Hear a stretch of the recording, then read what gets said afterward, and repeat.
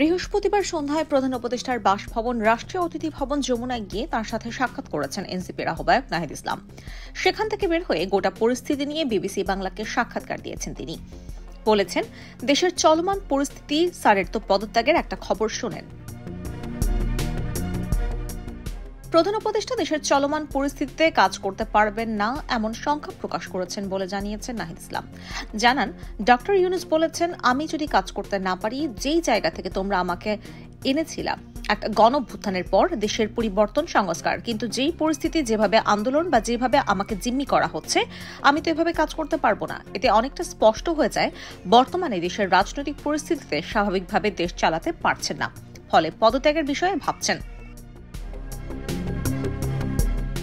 তবে প্রধান উপদেষ্টাকে পদত্যাগের মতো সিদ্ধান্ত না নিতে আহ্বান জানিয়েছেন নাহিদ ইসলাম। পদত্যাগের বিষয়ে প্রধান উপদেষ্টার এখনকার মনোভাবের বিষয়ে নাহিদ বলেন, এখন যদি রাজনৈতিক দল তার পদত্যাগ চায়, সেই আস্থার জায়গা, আশ্বাসের জায়গা না পেলে উনি থাকবেন কেন? বৃহস্পতিবার অন্তর্বর্তী সরকারের দুজন উপদেষ্টা এবং জাতীয় নিরাপত্তা উপদেষ্টার পদত্যাগ বা অব্যাহতি চেয়েছে বিএনপি। এই নিয়ে আন্দোলনও করে দলটি। IPTV USA News Desk।